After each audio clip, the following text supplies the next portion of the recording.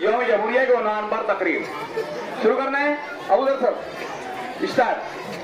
पीछे बच्चे खामोश रहे।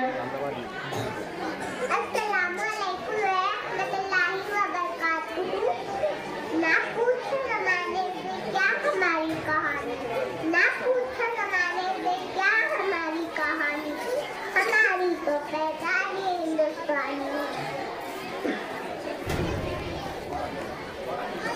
आज मेरी तकरीर का उन्वान है यौम जमहूरिया के मौके पर मैं ये बताना चाहूँगी कि यौम जमहूरिया किस बात पर मनाया जाता है।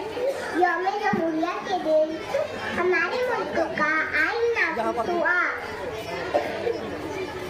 और यौम जमहूरिया किस तौर पे मनाया जाता है।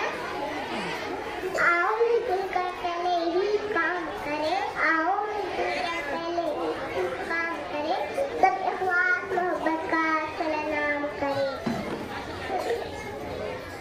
इसी अंदाज से हर दिल में उतरना होगा, इसी अंदाज से हर दिल में उतरना होगा, काम भारत के लिए करना होगा।